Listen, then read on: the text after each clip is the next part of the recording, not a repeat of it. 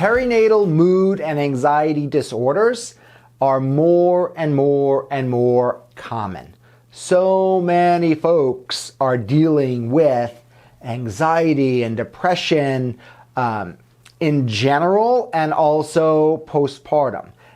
Moms and dads, it is becoming more and more and more common, all right? Hopefully, I'm hoping in my heart, you will have less of this kind of situation because, you already are starting out more grounded. It's easy to understand how, all of this focuses on the birth, and not as much focus on managing the infant and bringing the baby home and understanding what to do and what's normal and not normal. Just imagine being a dude or a woman, you get the baby home and you didn't really learn how to manage the infant. If you don't know what to do, anxiety is going to be even higher, right? So my prayer is that you are feeling less anxiety, more grounded, which is going to help your woman, right? Be less anxious, less anxiety, more empowered, coming in a more, balanced, grounded way. And unfortunately, it's still something that a lot of us deal with, all right? So it used to be baby blues, postpartum depression, and or in a very extreme case, postpartum psychosis, all right? Nowadays, postpartum, now it is perinatal mood and anxiety disorders, all right? So it's still baby blues, then it's the perinatal mood and anxiety disorders, right? There's a couple of them. We're going to go over them. And then there's still this postpartum psychosis, all right? Which is also still more, there's less of, it's the least that happens, although it's still, we're going to talk about it, all right? The good news, right? The good news, I think, from our perspective, you and me, just like with birth, right? The big relief is, if you wanted to know every single thing about birth, you'd be an OB, okay? Or a midwife, right?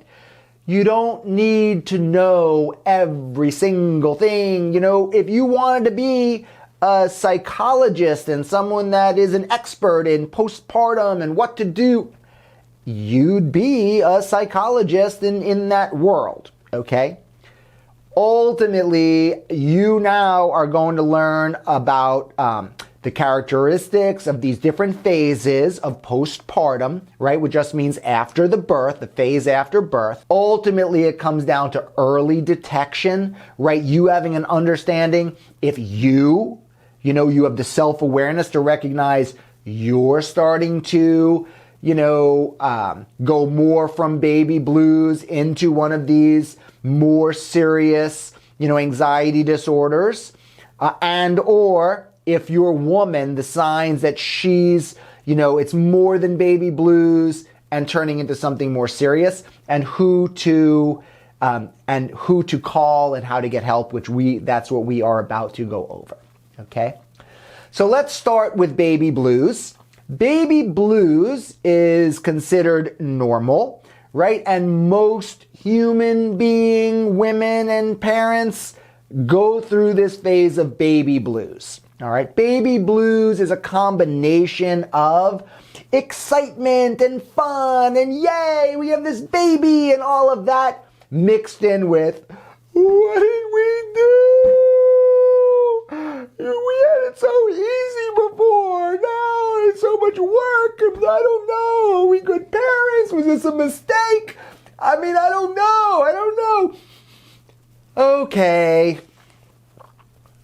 Back to normal, right? So whoa, that's baby blues, right? You guys are chilling. And look, so that's kind of baby blues. This, combination of excitement, normal, getting into the swing of things, yes, being tired and exhausted and still being excited, being involved, it's so happy to see the baby and, mixed with the sadness and some crying and this kind of, holy shit, like this is, a big deal, right? Like it settles in what a big deal it is to be a parent, because it is, okay? It's a big deal. It's a lot of responsibility, a lot more, worry. It is, okay? I'm not here bullshitting you. It's a whole new level of manhood and womanhood and adulthood and maturity, all of it. If you want to live on the road of delight. I mean, it's all about this growth, not just of your kid, but you two as people coming together as beings, supporting each other, growing individually as a couple, all of that, right? And look, I think it's good to take a minute. You're going to be coming through this postpartum phase, and, I think it's important for us adults to take a few minutes to recognize and, from my perspective, mourn the end of the last phase, right? So you're coming out of a phase of, being in a committed relationship as grown-ups, right, without kids. Ultimately, that you're pretty footloose and fancy free, okay? I mean, you're pretty free, right? You're grown-ups without, your responsibility to each other and your career and work and all of that. And, you're still not, you weren't responsible for this human being life. If you, don't try to stuff down emotionally, like, oh, I shouldn't be feeling this way, and I can't believe I'm feeling sad, and, we have this baby now, we're so fortunate. Forget all that. Forget it. Okay? You were just some people, who now have this huge responsibility. Okay? And you care enough that you care. And yeah, looking back, you're like, oh my God, I didn't realize how much freedom we had, It is kind of like, oh shit, So going easy on yourselves a little bit, recognizing, yes, it was really nice, all that freedom. And yes, it's, you're going to have plenty of freedom and you're free and empowered and all of it. And not to make light of this transition, which is significant, all right? And to start, again, so much of our journey together in this conversation that we've been having about having an open heart, right? And a lot of men, we have a lot of armor and guarding and feelings, we're not used to this kind of emotional feeling, we're used to stuffing that stuff down, stuffing it down, right? That's not manly, to express feelings or even be conscious of them, right? A lot of dudes, automatically we have feelings, they get stuffed down. John Gray said something amazing. He said, what parents repress, the kids express. That makes sense, man. I mean, being a parent for 16 years and watching parents and kids and all of it, it's so true. And here we are, talking about, going through this emotional time period and how you are going to manage through it, and how your perspective, your perspective of it, right, as you transition through, and also, start heading out on your road, right, hopefully on the road of delight. The road of delight is more, look, our women, our kids, mostly women and kids, they live in the physical world and also operate in the emotional world. And that's also where so many of us dudes are disconnected, because we've never learned this emotional, basic emotions, how to deal with them, what to do with them, how to function, how to kind of manage them, let them go through and kind of function more balanced, right? Like the more reactive we are, it's because we're like on a hair trigger, dude, because we have so much shit that we push down. Regular everyday stuff, okay? And look, that is the subject. The next, I'm just saying, the third class in this series, Modern Fatherhood Skills, intro to emotions, managing this stuff, just some basics, right, to help, some basic skills in this area.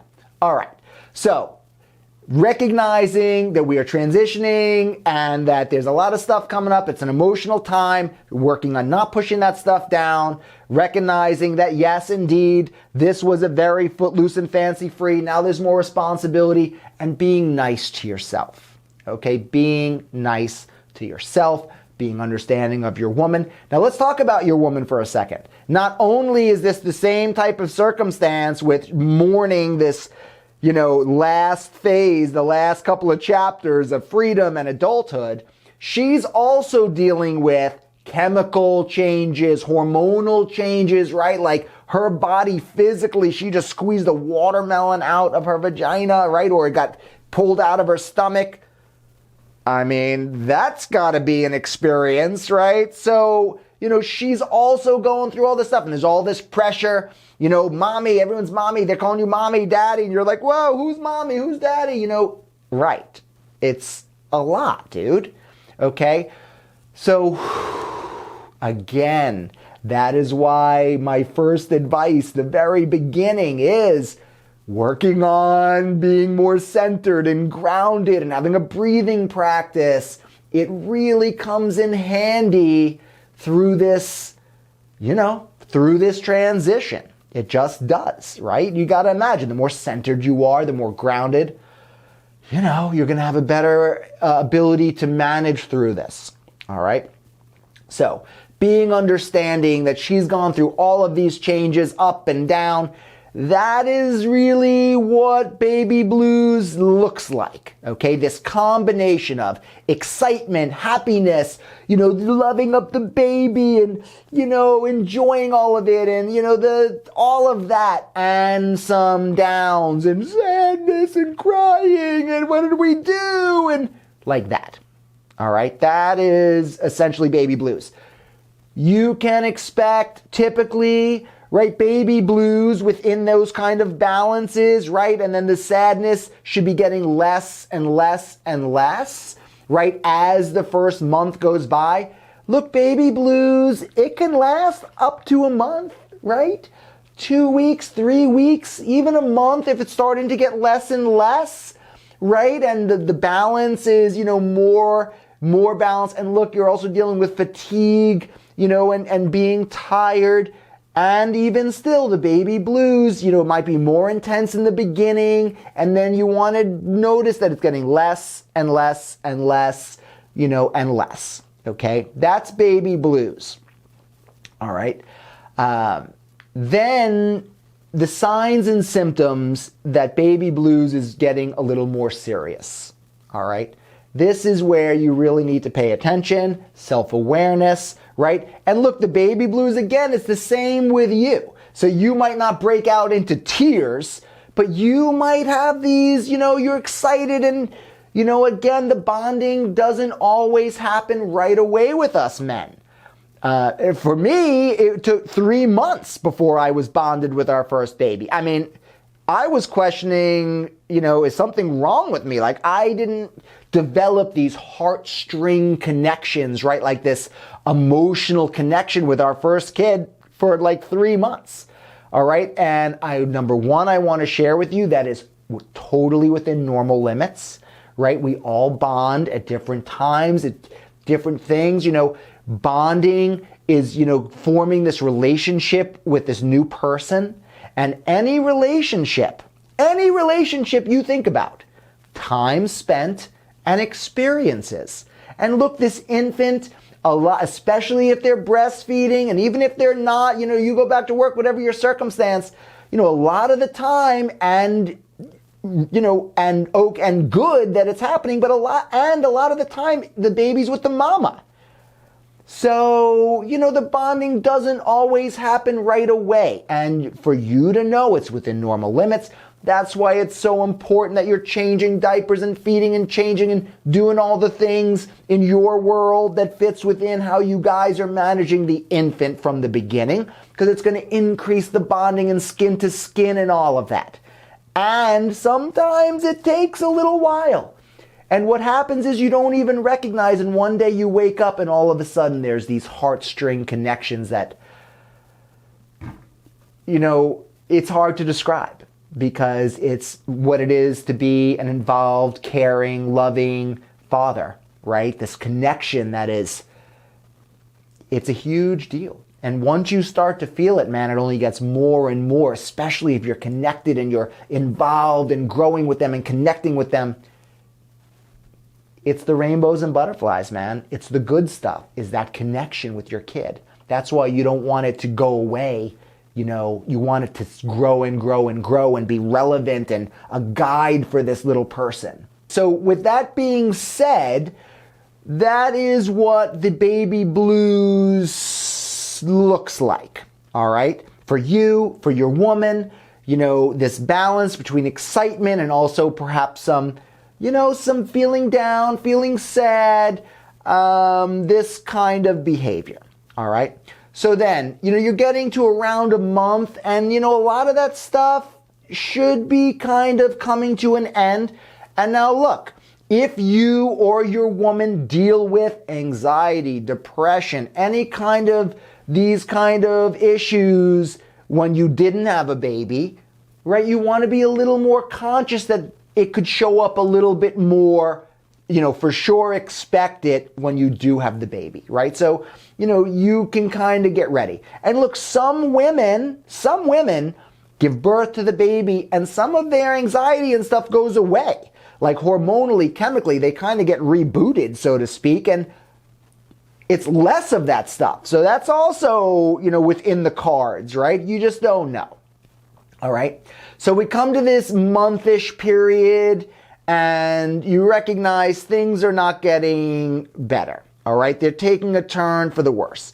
So let's now go over, there's this whole, postpartum depression is really an umbrella term for now all these different perinatal mood disorders, and I'm just going to read them because there's a few of them, all right? Baby blues, postpartum anxiety disorder, right? And this is anxiety, worry, fear, guilt, these kind of feelings, emotions. Postpartum panic disorder, right? And this is a generalized anxiety with panic attacks. They feel like they're losing their mind, or you, okay? Postpartum obsessive compulsive disorder. Postpartum post-traumatic stress disorder. And postpartum psychosis also fits into this postpartum perinatal mood anxiety disorder list, all right? So look, postpartum depression, with actual postpartum depression, the signs and symptoms could be, first, which is not, you wouldn't think of depression this way. However, you get through the baby blues and it's transitioning into something different, and it could look like manic, right? Like mania, bouncing off the walls. And look, your woman better than anybody. So, and how, excitable she is, right? So if she is, kind of going off the charts here with cleaning and she's bouncing off the walls, that's manic, okay? That's a sign of postpartum depression.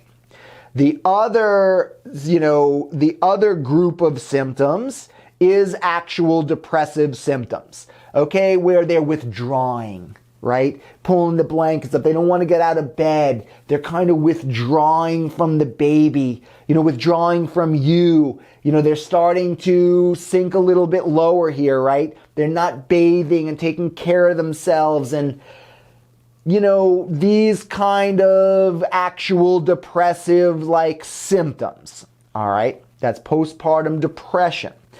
Now, some women have intrusive thoughts, okay, with this postpartum depression, right? So scary thoughts are a very common symptom of postpartum depression. Scary thoughts are not an indication of psychosis, all right? They do feel sometimes like they're going crazy. Like these intrusive thoughts are, what if I drop the baby? And, these kind of scary thoughts. These are depressive kind of symptoms, all right? Now, Postpartum anxiety disorder. This is increased anxiety just about, are we going to survive? Are we going to make it? Is everything okay? Worried like that. Panic disorder, generalized, they're having a panic attack. Their heart is beating super fast. They're panicking. Okay, I don't know what to do. I don't know what to do. Like this, like freaking out, locking down. All right. Postpartum obsessive compulsive disorder. Look, if she's OCD before the baby, OCD, right? Like everything, checking everything 3 times, 4 times, they're obsessing over everything, OCD disorder. And then post-traumatic stress. How was the birth? Was it a traumatic birth experience?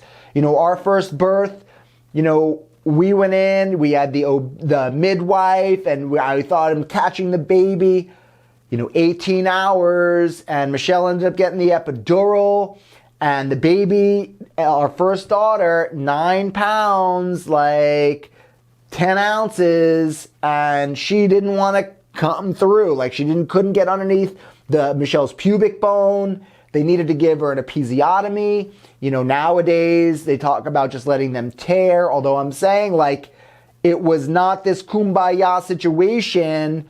How did your woman's birth go? Right? How was that experience? Was it a stressful situation or not? So she might be dealing with that kind of emotional issues based around the birth itself. All right. So this is the umbrella here under the perinatal, depressive anxiety disorders. Okay. And, past that is postpartum psychosis.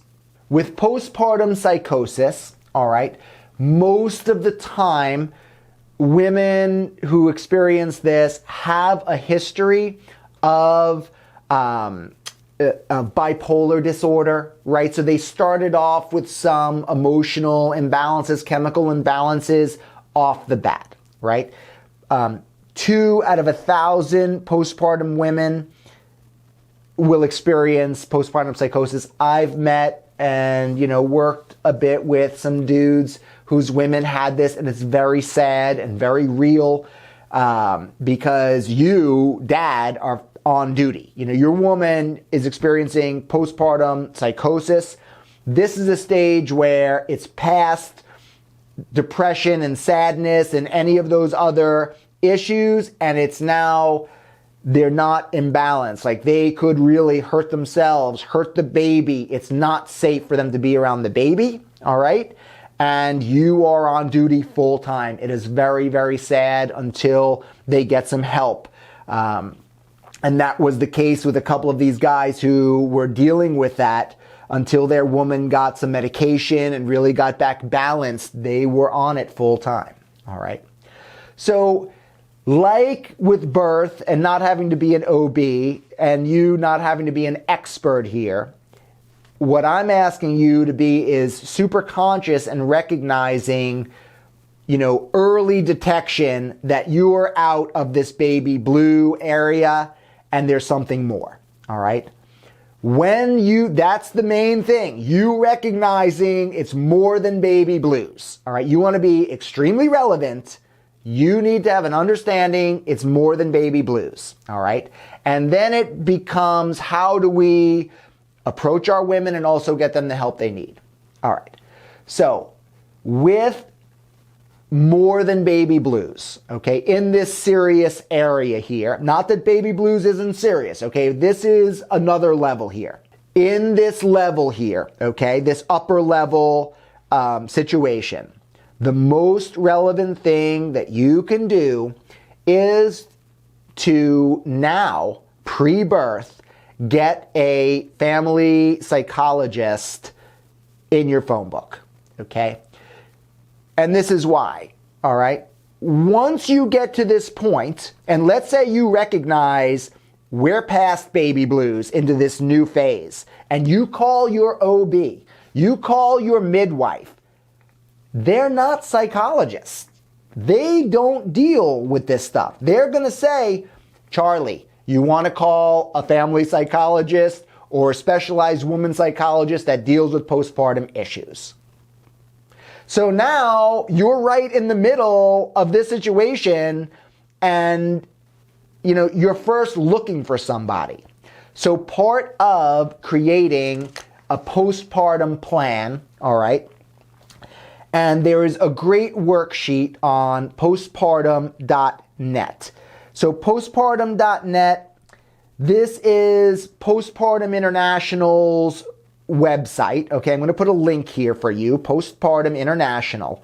Amazing, amazing resource. And one of the resources is having a plan for postpartum, which you and I are talking about right now. And part of that plan is having somebody you can call, either a super close friend and or family psychologist, somebody that knows how to manage this next level emotional situation as quick as possible. All right? And it is a great idea to get now, if you're postpartum, you're watching this pre-birth, check your insurance. And if you don't have insurance, call some local places. It's a really great idea to have somebody, you can call up, hey, we're about to have a baby, and let's say your woman has a history of anxiety or depression, and even not, we're about to have a baby and we wanted to connect just in case there's any kind of issues after. Maybe you meet them, maybe you don't meet them right away, but making these connections. And I'm here to share with you, having a family psychologist, all right, from this dude's perspective, is a really great idea. All right, especially for this road of delight. And I'm going to share with you why. For the long time, and you might be like cringing right now with the thought of a psychologist, okay?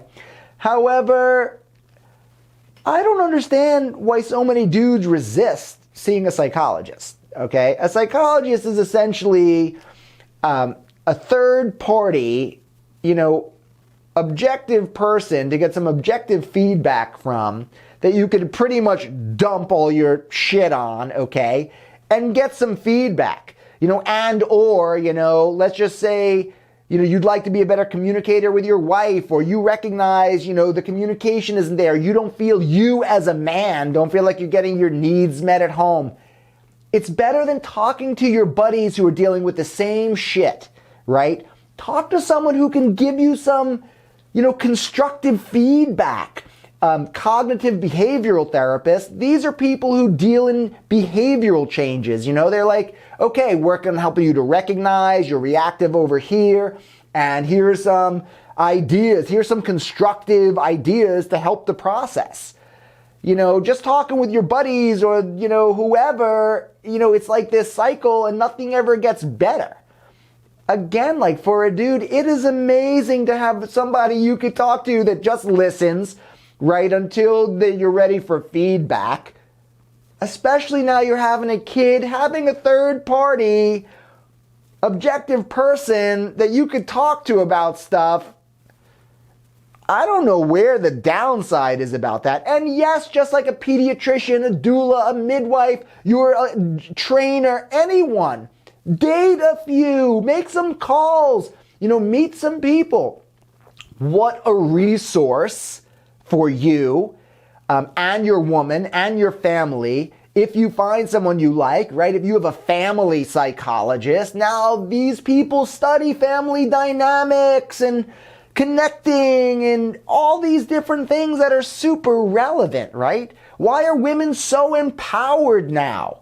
Because they've been talking their shit out and figuring things out, right? And these people help you to figure your own stuff out so you can be more empowered. Like, we just need to copy what these women have been doing for us to live on this road of delight and really own our power, right? It's just emotions, feelings, the side of things. We have not been given many skills, man. Our dads didn't have the skills to even give us because it wasn't even expected of them. And being relevant, recognizing, there's a whole skill set involved here in developing this connection, keeping the connection, emotional wellness. I mean, look, with physical wellness, we're practically dying before we go see a doctor. What about our mind? What about our hearts, man? You think it's wimpy to be steady in the mind and live with an open heart so we could experience feelings of joy and happiness and love and fear and all of those things and know how to manage them so we're more centered and grounded? I think it's the opposite. I think it is the most powerful for us as a man, right? To be centered and less reactive to things. And that comes with looking inside, getting feedback, being man enough to recognize, okay, I need to mature up to this new level, right? It's maturity. So many of our temper tantrums and I don't like this and jealousy and I can't believe you, you know, we want them to be these hot, sexy women and they dress all hot and sexy and we get all jealous and pissed off. They don't want to do that then because that's us being jealous, which is fear of them leaving us for someone. They don't want to leave us, dude. If she married you and she had this kid with you, they love us. So many of the issues with us dudes and despair is that this area just hasn't been developed in us, okay? So, with all that being said, consider getting a recommendation, finding a family psychologist, someone that deals with postpartum. If you don't need it, great. And if you do, great, because you know who to call. And again, you get into it and you pass baby blues, they're going to say, call a psychologist, because they don't do that stuff. All right? Now, a lot of women who are moving in this phase, and even dudes, well, let's talk about your woman here for a minute. They might be resistant, okay? Because they'll feel like a failure. I'm not doing a good job. I'm breastfeeding and I don't want to take medication. Look, there are medications they can take now that they can still breastfeed, and they're not a failure. And the best thing for everybody is helping her to get more balanced, right? So you guys can start, transitioning with the less, emotional stuff. The more balanced everybody is, the smoother the ride, man. It's a little bit smoother when it's not always, manic, up and down, reactive, crazy, angry, blah, blah, blah, blah, blah. Right? Okay. So, hey, babes, look, you've been doing such a good job. And I recognize, you're getting sad more. It's lasting longer. I see that you're struggling here, babes. Please, I think we should get you in to go see the psychologist, right? No, I'm fine. I'll be better tomorrow. I'm fine. Okay. I hear you. You said you're going to be better by tomorrow. Fine. Okay, how about if you're not feeling noticeably better by tomorrow afternoon, like at 1 o'clock, I'm going to call the psychologist, okay, and make an appointment, and we're going to go in to see somebody. Is that fair? Will that be okay with you? I mean, if they're like, no, and they're really not rational, then yeah, I would make an appointment and I'd call her mom, I'd call her friend, and you need to get some help because then they're not really rational. However, if they're still on the rational side and they're like, okay, because that's pretty fair. That's pretty fair, right? And you'd make the call and you'd get them in there and you'd take off from work because it is very, very important to do that. Right? So the most relevant thing that you can do in this circumstance, any one of these postpartum depressive, next level kind of circumstances, right? You don't need to be an expert. You need to recognize it's moved to the next level and you need help and you need to get them in to see some help. All of these, including the postpartum psychosis, because that's really, if these next level things are ignored, right, and she's not getting help, oftentimes it leads to the psychosis. So the most relevant thing that you can do Get some numbers now. Have this conversation now. In the case, that you're really, going to the next level, this is what we're going to do. All right? And with Postpartum International, here's the phone number, 1-800-944, I'm going to put the number up here, 4773. Anytime you're stressed out, even if you don't have a psychologist on the line, you can call Postpartum International and you can get some free help and some guidance at any time. You feel like I don't know what to do. It is getting worse. You don't have a psychologist, or you do. Anytime you're feeling like, I don't know what to do, call Postpartum International, okay? And they can help get you some help right away, at least lead you in the right direction, which is where you want to be headed, in the right direction, okay? Ultimately, you want to prepare rather than repair.